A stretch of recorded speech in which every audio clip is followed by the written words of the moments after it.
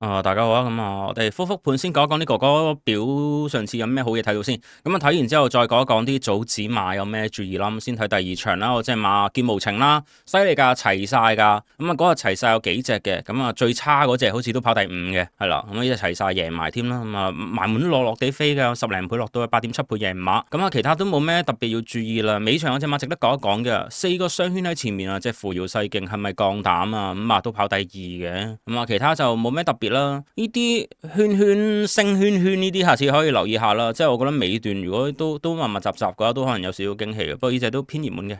跟住第十場就冇咩特別嘢講啦。第十場、第八場冇嘢睇啊。第八場嗱，呢隻好似嘅亨奇呢隻馬呢，賽前10幾倍嘅，11、2倍咁樣啦，埋門先落到去6倍嘅。喂，但係你問題呢一組數據係講緊我哋嗰日跑幾點啊？嗰日跑12.8啊嘛。11.8已經出咗呢組數據啦。見到哇，個亨奇咁仲唔降膽，跑第3啦，失望嘅，諗住都有 Q 噶嘛，應該都要跑出嚟啦。同埋睇翻嗰啲叫咩啊？啲高分馬，你最高嘅就係亨奇啦，26分啦。16分呢隻安泰第3高分，都跑到個第2啦。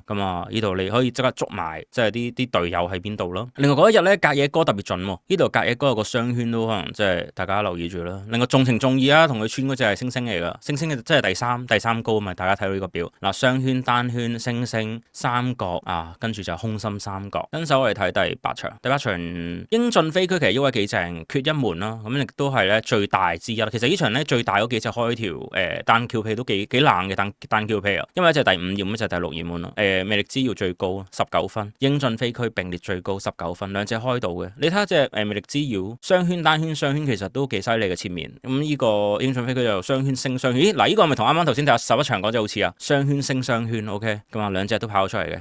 英駿飛區就淨冷門跑第2添咯。安都有少少失望啦，不過但係你睇翻佢前面嗰幾口都冇咁似，因為我哋話咧，我哋揾啲乜嘢嗰日，其實嗰日得一隻啫揾到，就係11場前3雙圈係嘛？我哋教過一招好強，前3雙圈或者後3雙圈。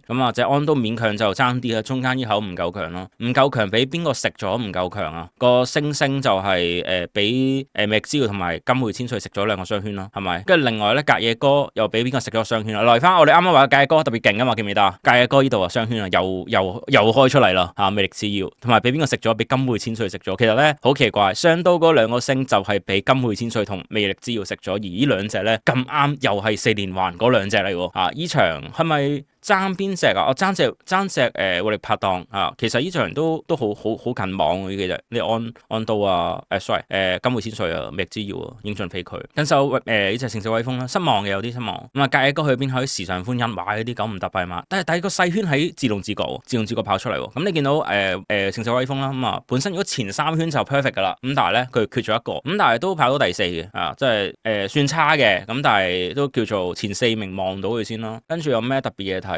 管我好友，其實呢口我覺得次次嚟個升雙圈開唔出，有啲失望，下次留意佢咯。呢場都冇咩特別。第5場咪睇下第5場有個齊晒嘅，以為有啊標之豪漢但係就跑第5叫得獎金啫，失望嘅。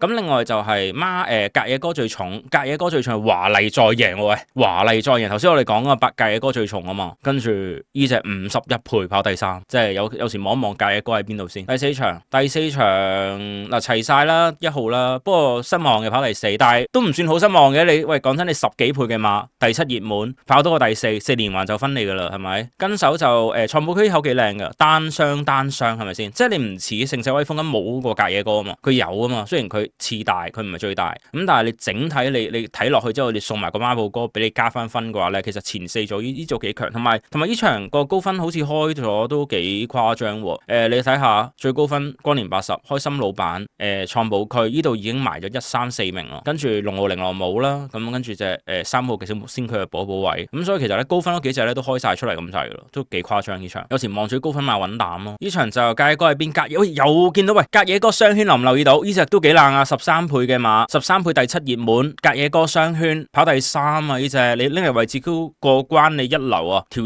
都100幾200倍啊條位置 Q 係咪先？跟手就做咩注意啊？呢場冇咩注意啦。我發現咧隔野哥呢個位置真係望住佢，上次記唔記得有隻上葡福王啊，係咪？啱啱頭先嗰隻乜嘢華麗再現啊，華麗再勝啊，我唔記得咩名咯。嗰隻喂50幾倍跑第三喎，係咪？前面仲有啲咩創寶區啊？創寶區唔係，跟住前面仲有隻咩啊？咩勁進係咪？仲有幾隻㗎？咁啊都係喂，原來咧隔野哥雙圈依下真係正。喂，唔係喎，唔對路，原來單雙圈開條位置 Q 出嚟啊！威威父子單圈隔野，所以單雙圈嘅隔野真係好值得大家注意，尤其是冷門添啊！即係有時你話揾隻熱門容易，熱門其實未必揾得容易嘅，有時好多時你熱門揀出嚟都未必喺度，係咪？但係佢冷門可以咁準揀到俾你咧，依下犀利啊！第二場有咩睇？第二場就我喺嗰個禁言群度 send 出嚟噶啦，我話喂劍無情齊晒，真係開到係咪先？跟住另外其他高分就冇咩睇啦。隔野哥開唔開到？隔野哥喺隻順義度開唔到啊！呢隻好似冇記錯係受阻定係唔知乜嘢嘅，留意下啦。喂，劍無情係單圈喎，留意下劍無情單圈喎。嗱，雙圈嗰隻唔喺度啊，單圈補償啊。嗱，記唔記得第三嗰隻係星星啊？雙圈單圈星星啊嘛，星星嗰隻順義部都跑第三。其實咧留意下咧，成日咧都係噶。跟住做三角嗰隻跑第二喎，三角即係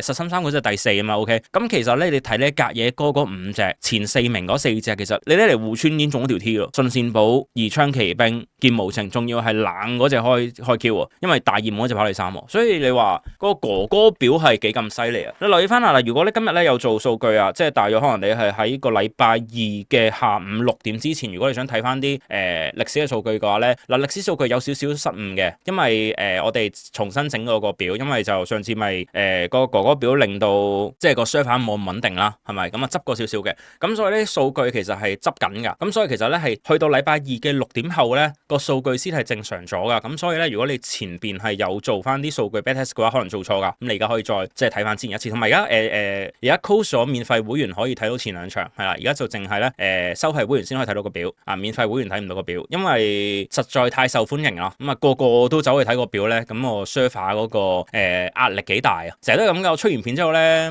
即係介紹嗰樣好強嘅功能咧，咁好多人都走去睇，咁啊就除咗爆咗個 server，咁所以咧哥哥表咧就頭2場都收翻埋啦，咁啊淨係你係 Winbet 嘅會員先可以睇，咁 Winbet 點樣上翻 Winbet 網站 winbird.cc 或者你去Google 瀏覽器咁樣你去打 Winbet， 其實基本上應該都會彈到出嚟㗎啦，係啦，咁網址我就唔特登 send 出嚟啦，係啦，咁相信大家跟進到都識上個網㗎啦，係啦，唔識嘅唔緊要，你 WhatsApp 我啦，咁我俾嗰條 link 你都 OK 嘅，係啦，咁啊即係當然你話喂要解鎖全部場次點樣睇啊，咁啊當然係個網頁有個收費喺度㗎啦，係咪？咁你可以聯絡翻客服啦，咁啊睇翻諮詢翻個價錢同埋呢個開通嘅方法。咁我哋咧就講呢個指數先，咁啊翻嚟睇指數啦，因為今日就禮拜二先講啦，咁所以指數有啲長啊，咁啊唔小心啊送俾大家睇咗少少後邊嘅中間嘅數據啦，係咪先？都唔緊要嘅啊，咁啊你睇唔到臨場嗰陣啊都係，係咪？同埋哥哥表嗰陣你都睇唔到啊，係咪先？而家我哋項目最強就係哥哥表啊嘛，個個追住哥哥表去睇啊嘛，個個都想睇哥哥啊嘛，咁啊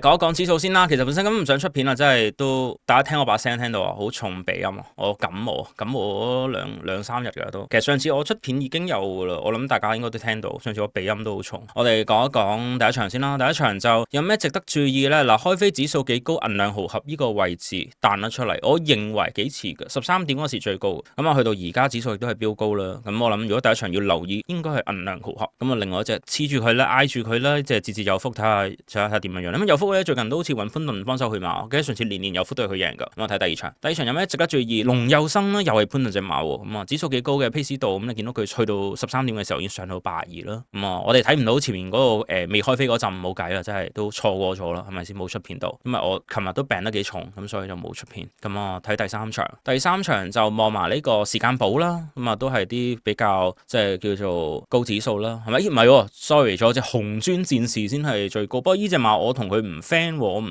係好識佢，唔好識佢呢隻咩嚟㗎？呢隻好耐冇出過賽定係新馬嚟㗎？冇對佢冇咩 feel 啊？呢隻冇咩印象啊？咁但係留意住啦。咁另外仲有隻凡凡有餘而家高指數啊！嗱，所以咧有時咧即係我提前出片，你睇唔到一陣，而家係我遲咗出片先睇到嘅啫。你無啦啦爆高啊喺呢個20點、23點、22點嗰度係咪先？呢隻凡凡有餘要注意啦。咁今場注意幾多嘅？1啦、10啦，係咪？跟住仲有隻7啦，7係唔知咩嚟咯。咁我哋睇第四場，第四場有乜嘢睇到啊？安可啦，彈得出嚟都幾高嘅。咁呢隻又係潘頓喎，潘頓全場高指嘅潘頓係咪啊？咁啊呢隻安可啦，安可要注意啦。咁啊其他冇咩特別先啦。咁我哋而家都係咯，都係安可最高。成條過一條過橙色 ，OK。睇第五場，第五場望落去邊隻好啊？做好自己啦，呢隻係咪先？而家熱門嚟，而家都都唔係大熱，大熱係嗰隻農民邊影喎，方嘉柏莫雷拉嘛。你見到咧前面咧高一陣無啦17.84，咁冇人有得佢有嘅呢下無啦上咗去係咪？咁啊 keep 住成行都係比較高嘅，呢個做好自己會係第5場可能要注意嘅馬啦。第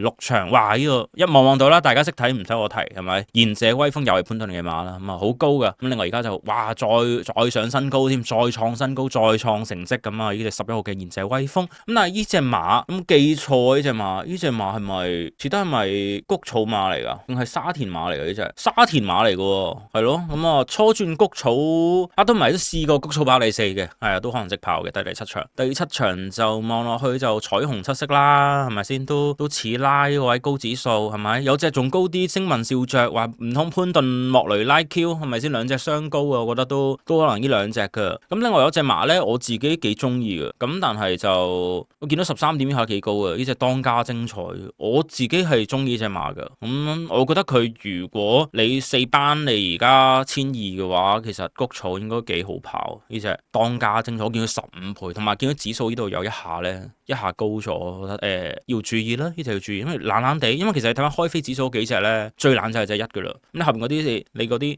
3、4、5、6嗰啲全部都幾倍㗎啫嘛，4號10倍㗎啫嘛。咁你隻1號何德何能啊？15倍咁高指數前面係咪？環球英雄啦，都係算係有指數，亦都係上次跑得好嘅馬啦。睇第8場，第8場就邊隻高啊？寸甲咁硬啦，第一隻升班喎，一升班喎。不過上次都贏得幾勁，上次佢自己放到底啊，好犀利啊！隻金英係啊，即係你以為佢識追啊？你上場哇好勁喎，追得好勁喎，原來佢識放。咁啊上次贏咗升個班，咁啊睇下如何啦。咁啊另外就係榮理雙收咧，都係升個班嘅馬啦。咁啊都係啲開飛有少少指數有啲高高地咯。呢隻同心同樂，我覺得贏住沙田好啲咯，係咪？但係指數都偏高嘅，咁啊82指16倍咁高指數，咪即係可能潘頓高指數咯。穿甲金英睇下佢升完班3班仲冇都喺度啦。咁睇第9場，第9場開飛高指一隻啦，棒棒堂亦都係升班馬喎。咁啊上到嚟呢個班，而家轉雷神，不過上次贏都有出色嘅。咁另外關鍵所在，其實我都懷疑緊關鍵所在到底識唔識跑谷草，跑咗好多場啦。但係咧我而家諗突然間堅覓諗一諗，黃志宏、方嘉柏會唔會咁樣起條司徒咧？因為我見到佢第2高指嘅82指都算偏高，因為你睇下嗱喺13點數落去，你揾唔到81指，你揾隻82指嘅呢個關鍵所在，好奇怪。跟住另外佢又同隻大熱門方嘉柏成司徒 Q， 我覺得12係嗱，我唔係要質疑佢冇能力，我認為唔值博，因為升班馬2.8倍，所以我覺得你一定喺其他位度，可能你呢場你見到佢咁樣熱門，我覺得唔穩陣咯，係啊，可能你雷神騎佢識飛啦，唔知。但係如果你話望關鍵所在，因為沈集成又中意谷草爆大冷，跟住你咁樣整個司徒效果喺度咧，就關鍵所在可能要諗。不過佢幾次嘅啦，幾次谷草又飛，我都質疑緊佢識唔識跑谷草噶，究竟你係啊？我質疑過係啊，咁睇下點啦。因為見到呢下指數幾高啊，個 pace 指數呢度，咁啊其他就冇乜嘢啦，其他冇乜嘢啦，即係留意翻川河洞區有隻馬，咁前面就川河石區，咁今日川河可能去馬，即係如果你又話揾翻啲即係線路啊，你棒棒堂可以兜翻隻川河洞區，因為石區就都係方嘉柏咁，方嘉柏同川河好 friend 噶，唔知大家知唔知？川河本來都擺方嘉柏擺得幾多，之前方嘉柏有隻級賽啊 Good One 啊，有川河噶嘛，係咪啊？咁啊，另外就之前有隻川河咩川河首區係嘛？定係川河咩區？我唔記得咩名。咁啊就都係方嘉柏度，即係都操得好好啦，亦都係贏過級賽啦。咁啊，所以就如果你話川河石區有出賽，跟住呢隻川河洞區又喺度，即係其實32有機會埋 Q，因為隻3咧又係啲我認為1200級數好高嘅馬嚟㗎，喺3班度，即係甚至如果你揞埋個騎師揞埋賠率揞埋指數，你問我洞區定棒棒堂，我會覺得洞區好啲咯。咁而家亦都係即係高指數之一，同埋你睇下喂，開飛嗰下好奇怪，開飛得2隻啫喎，原來就係阿洞區同埋棒棒堂，唔係洞哥洞區同棒棒堂，咁所以就呢個位都可以值得大家諗下。咁啊大概係咁先啦，咁啊唔講太多啦，都我已經忍住我一路講一路上 cut 一路上 cut，我而家熄咪慢慢 cut，講到呢度先。咁啊唔明自己 WhatsApp 啦，WhatsApp 你Winbird 客服就中間下邊啦，我個 WhatsApp 就左上角啦，要問乜就自己再私下問啦，拜拜。